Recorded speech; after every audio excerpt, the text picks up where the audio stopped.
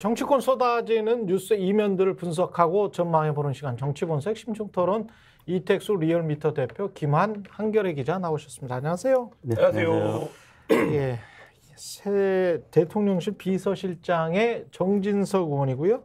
정무수석의 홍철호 전 의원인데 일단은 뭐 정진석, 홍철호 이 이름을 들었을 때 느낌은 어떠셨어요? 소통이 좀 되겠구나. 아니면 비슷하네. 뭐 그렇죠. 비슷하죠. 네. 윤핵관 중에 윤핵관이셨으니까요. 그렇죠. 이준석 대표 네. 사실상 축출한 다음에 첫 비대위원장이었었고 네. 또 그 노무현 대통령 이제 명예훼손 혐의로 작년 8월에 이제 1심에서 지금 6개월. 그러니까 이재명 대표를 작년 1월 지금 뭐 2월 항소심 진행 중인 진행 거죠. 중이죠. 그러니까 네. 작년 1월, 2월에 이제 범죄 피의자하고 만날 수 그렇죠. 없다 대통령이 네. 그런 취지의 발언을 이제 비대위원장 시절에 이제 했었는데 범죄 피의자를 네 범죄 피의자가 어떻게 이제 대통령을 만나느냐. 네. 근데 이제 우리는 그 다음에 8월달에 네. 이제 피고인이 돼서 6개월 실형을 받은 겁니다. 그렇죠. 법정 구속은 안 시켰는데 예. 지금 항소심이고. 그러니까 그때 이제 피고인을 대통령 비서실장으로 앉힌 거네. 셈이죠. 네. 그렇죠. 당시에 이제 보니까 2017년 9월에 SNS에 노 전 대통령 부부가 부부싸움 끝에 권 여사는 가출했고 노 전 대통령 혼자 남아있다가 극단적 선택을 했다라는 허위 사실을 유포해서 당시에 이제 판사가 원래는 검찰이 벌금 500만 원의 약식 명령을 청구했는데 예. 법원이 직권으로 정식 재판에 회부한 거예요. 그러니까 법원이 굉장히 그렇죠. 엄중하게 본 거죠. 저 국회의원직 박탈 아닙니까? 벌금 500만 원만 돼도 그런 거잖아요. 어떻게 되죠? 중앙선거법이 6개월이면. 아니니까. 선거법은 네. 아니죠. 1년 이상. 네네. 금고 제가 금고 찾아봐야 이상. 될 것 같습니다. 예. 아무튼 박 판사는 정 의원이 개인 SNS에 올린 글 내용은 거짓이고 진실이라고 믿을 만한 근거도 없다. 악의적이거나 매우 경솔한 공격에 해당하며 맥락이나 상황을 고려했을 때도 표현의 자유라는 이름으로 보호받을 수 없다라고 지적을 했거든요. 예.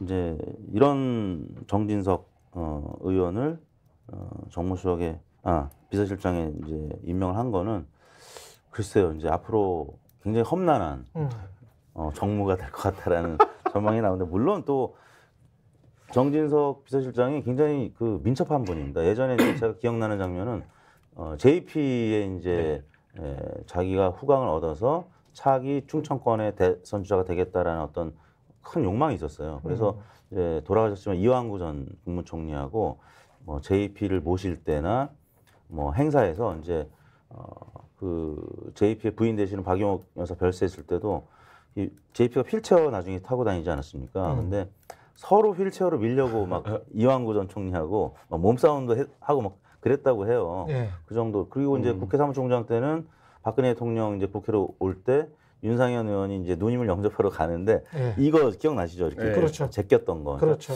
그 정도로 굉장히 민첩한 분이라서. 민첩하다. 그게 민첩한 거예요. 네, 그래서 민첩하게 또 태세 전환할 수도 있기 때문에. 민첩하게 태세잖아. 네, 정무수석 잘 할 수도 있다고 봅니다. 뭐 늘 부정적으로만 보면. 예. 저는 뭐 한 세 가지 정도 포인트 있다고 보는데요. 일단 네. 제일 많이 했던 얘기 중에 하나가 이거잖아요. 낙선한 친윤 중에 고르지 마라. 낙선한 치륜 중에 네. 고르지 마라. 용산이 무슨 재취업 사무소처럼 비추면 예. 혁신이고 쇄신이고 다 날아간다 한 방에. 예. 그러니까 낙선한 친윤 중에 고르지 마라라고 했는데 지금 낙선한 친윤을 골랐고 두 번째는 예. 친윤도 뭐 다 같은 게 아니라 예를 들면 지금 이제 이준석 대표 쫓아내고 비대위원장 얘기하셨지만 정진석 의원 같은 경우에는 친윤 오브 친윤이라고 불리는 이유가 굉장한 충성파입니다. 그러니까 예를 들면 고비고비의 발언들이 정말로 이제 충심이 있는 발언을 해왔던 이제 충성파기 때문에 예를 들어서 장제원 의원도 친윤으로 분류가 되는데 장제원 의원 행보를 보면 어쨌든 장제원 의원은 고비마다 본인이 권력을 갖지 않는 선택을 했어요. 예. 예. 근데 정진석 의원은 그렇지 않다는 거죠. 그러니까 그런 이제 말하자면 관계성이 있고 이 부분에서 과연 그리고 지금 이제 이날 공교롭게도 조선일보가 일면에서 정치하는 대통령을 이제 일면 헤드라인으로 올렸는데 그랬죠. 비서실장에 정진석 의원은 어쨌든 국민의힘에서는 상당한 이제 말하자면 장악력이 있는 그렇죠. 인물로 평가가 되는데 그럼 결국엔 이 메시지는 조선일보의 보도와 견조 생각해 보면 대통령이 당에 대한 그립을 놓지 않겠다는 것을 당에 시그널을 준 것으로 봐야 되지 않을까 뭐 이런 생각이 들고요. 다만 긍정적인 면은 지금 이제 민첩하다는 말씀하셨는데 이런 건 있죠. 2016년도 총선에서 당시 이제 여당이 완전히 지고 예. 그리고 나서 나락으로 이제 가는 과정들이 있지 않습니까? 탄핵을 당하고 그때 이분이 원내대표를 하고 있었어요. 그래서 이게 정부와 여당이 어떻게 움직이면 망하는구나. 예. 그 탄핵을 당하고 나서 여당 그 슬로건이 뭐였습니까?